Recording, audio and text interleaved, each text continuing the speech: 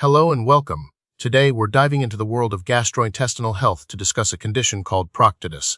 Proctitis is an inflammation of the lining of the rectum. It can cause discomfort, pain, and other troublesome symptoms. Join us as we explore the causes, symptoms, diagnosis, and treatment options for this condition, empowering you with the knowledge to better understand your digestive health. So, what exactly causes proctitis? The etiology or causes can be varied. One of the most common culprits is inflammatory bowel disease, or IBD, specifically ulcerative colitis and Crohn's disease. These conditions lead to chronic inflammation throughout the digestive tract, which can certainly affect the rectum. Sexually transmitted infections, or STIs, like gonorrhea, herpes simplex virus, and syphilis, can also lead to proctitis, especially through anal intercourse. Certain infections, such as Clostridium difficile, are another potential cause. Radiation therapy targeted at the pelvic area, often used in cancer treatment, can unfortunately irritate and inflame the rectum. Finally, some medications, particularly certain antibiotics, can disrupt the balance of bacteria in the gut and contribute to the development of proctitis. And in some cases, the cause remains undetermined, which we refer to as idiopathic proctitis. Now let's talk about pathophysiology, what's actually happening inside the rectum when proctitis develops. Essentially, an inflammatory process is underway. This inflammation damages the mucosal lining of the rectum. Immune cells infiltrate the rectal tissue, releasing inflammatory mediators like cytokines. These mediators trigger vasodilation, which is the widening of blood vessels, leading to swelling and redness. The damaged mucosa can become ulcerated, meaning it develops open sores, further contributing to pain and bleeding. The overall effect is a disruption of the normal rectal function, resulting in the various symptoms we'll discuss shortly. Depending on the underlying cause, the inflammation can be localized or more widespread within the rectum. Let's consider the epidemiology of proctitis, or who is affected and how common it is. The incidence varies depending on the cause. Proctitis related to inflammatory bowel disease is obviously tied to the prevalence of IBD itself. STA-related proctitis is most common in individuals who engage in receptive anal intercourse and are at risk for STIs. Radiation-induced proctitis is naturally more prevalent among cancer patients undergoing pelvic radiation therapy. Overall, accurately determining the exact prevalence of proctitis is difficult, because many cases may go undiagnosed, especially if symptoms are mild or if individuals are hesitant to seek medical attention.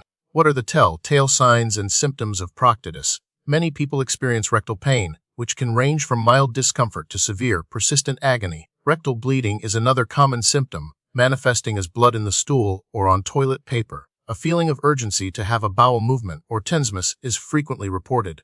Diarrhea, sometimes containing mucus or pus, may also occur. Anal discharge is another symptom to be aware of. Itching or irritation around the anus is a possibility, as is pain during bowel movements. And in some instances, people may experience constipation rather than diarrhea. It's important to remember that the specific symptoms and their severity can vary depending on the underlying cause and the extent of the inflammation. How is proctitis diagnosed? A thorough medical history and physical examination are the first steps. The doctor will ask about your symptoms, medical history, sexual history, and any medications you're taking.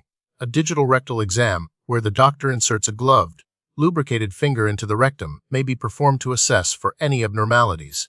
Sigmoidoscopy or colonoscopy is often recommended. These procedures involve inserting a thin, flexible tube with a camera into the rectum and colon to visualize the lining and collect tissue samples, called biopsies. These biopsies are then examined under a microscope to identify the cause of the inflammation.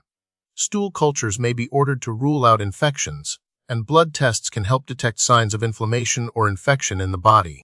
Proctitis can be classified based on its underlying cause. We often differentiate between infectious proctitis, caused by STIs or other infections, IBD-related proctitis, linked to ulcerative colitis or Crohn's disease, radiation proctitis, resulting from radiation therapy, and idiopathic proctitis, where the cause is unknown. Within each of these categories, there can be varying degrees of severity and extent of inflammation.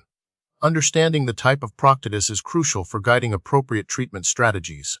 The treatment and management of proctitis depends largely on the underlying cause. For infectious proctitis, antibiotics or antiviral medications are prescribed to eradicate the infection. In cases of IBD-related proctitis, anti-inflammatory medications, such as mesalamine or corticosteroids, are typically used to reduce inflammation. Immunomodulators or biologics may be necessary for more severe or refractory cases. Radiation proctitis can be managed with topical treatments like corticosteroids or sucralfate enemas, as well as oral medications. In some severe cases, surgery may be considered. Lifestyle modifications, such as dietary changes to avoid irritating foods, can also help manage symptoms. And pain relief medications can be used to alleviate discomfort. Regular follow-up with a healthcare provider is essential to monitor progress and adjust treatment as needed. Preventing proctitis depends on the underlying cause.